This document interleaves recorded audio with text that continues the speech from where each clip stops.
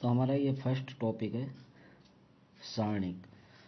सारणिक में हम सबसे पहले स्टार्टिंग कर रहे हैं इसका डायग्राम बना के, और इसमें सबसे पहले हम समझेंगे कि इस सारणिक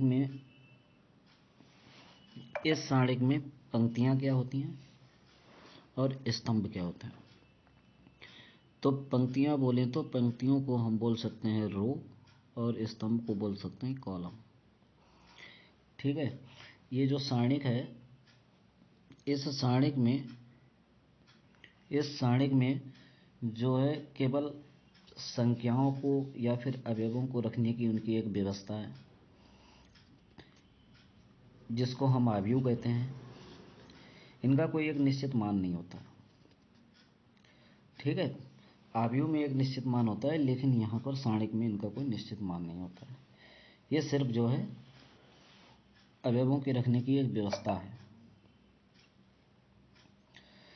और एक बात है, जो आव्यूह, इससे पहले जो है एक टॉपिक रहता है आव्यूह को, जब तक कि कोई आव्यूह वर्गाव्यूह नहीं होगी हम उसका सारणिक मान नहीं बता सकते हैं। तो यहाँ पर हम कुछ ऐसा मान के चलेंगे कि कोई भी आव्यूह है जिसके बारे में हम चर्चा कर रहे हैं, वो आव्यूह एक वर्गाव्यूह है।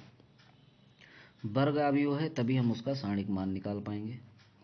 और वर्ग आव्यूह कब होता है? जब उसमें पंक्तियाँ और स्तंभों की संख्या समान होती है, यानी कि row and column is are equal.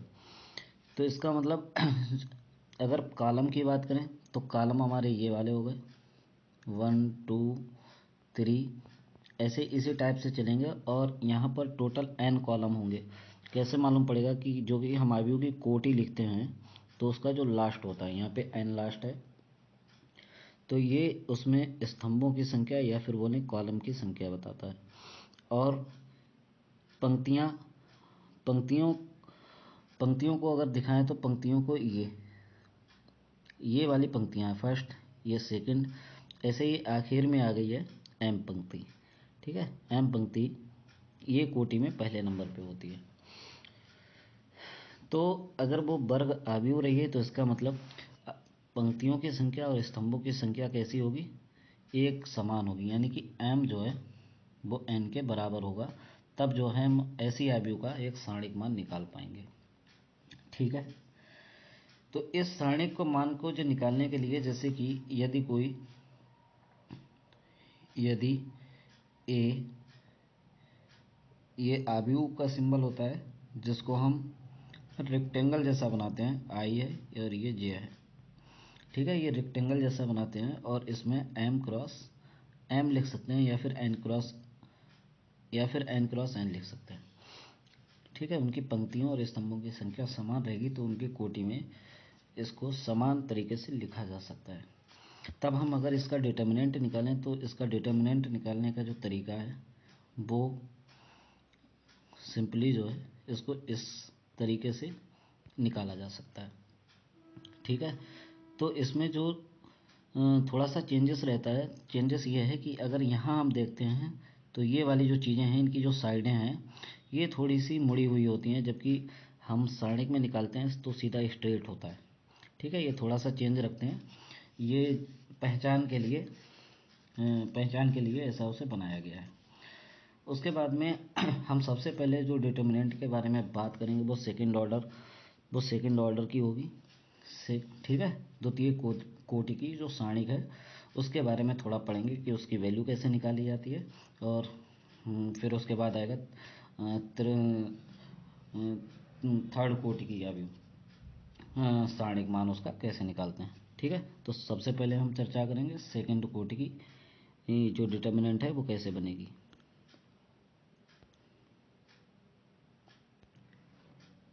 इसमें पहले हम एक आव्यूह बना लेते हैं A11 का मतलब पहली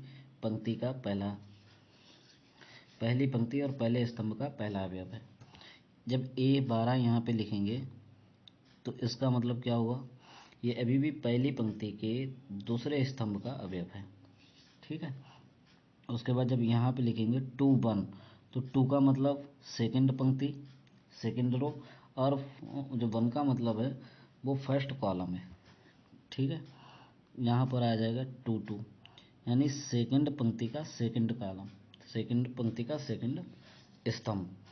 अब ये चूंकि हमने आव्यूह के तौर पे बनाया हुआ है, आव्यूह के तौर पे बनाया है, तो इसकी अगर कोटि लिखना चाहेंगे तो देखो उसमें 2 पंक्तियां हैं और 2 स्तंभ हैं, तो इसकी कोटि होगी 2x2, ठीक है। अब हम इसका सारणिक मान निकाल सकते हैं। तो जब हम इसका सारणिक मान निकालेंगे तो डिटर्मिनेंट ऑफ ए इसको सारणिक मान में लिखेंगे A11 A12 और A21 A22, ये इसका सारणिक मान होगा। अब जब सारणिक मान इसको जब हम आगे सॉल्व करेंगे कि इसको सॉल्व करने का क्या तरीका है, तो वो तरीका उसका देख लेते हैं कि इसको कैसे सॉल्व आगे किया जाएगा। तो determinant of A equal to, यहाँ पर सबसे पहले ये होता है लीडिंग डायगोनल, इनकी आपस में मल्टीप्लाई होगी।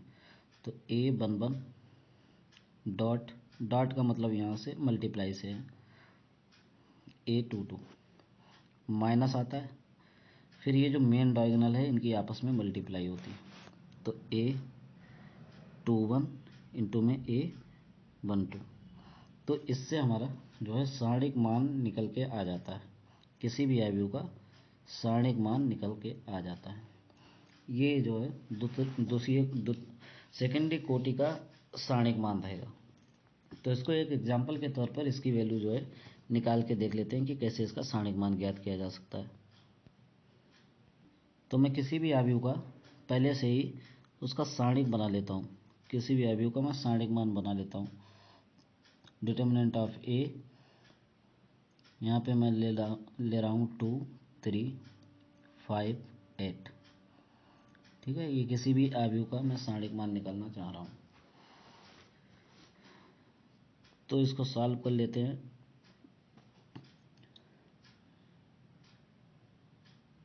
डिटर्मिनेंट ऑफ ए, मैंने अभी बोला था कि लीडिंग डायगोनल की मल्टीप्लाई 2 की 8 से मल्टीप्लाई हुई तो ये 16 बन जाएगी। उसके बाद 3 की 5 से मल्टीप्लाई ये 15 बन जाएगी, तो इसकी वैल्यू आ गई 1।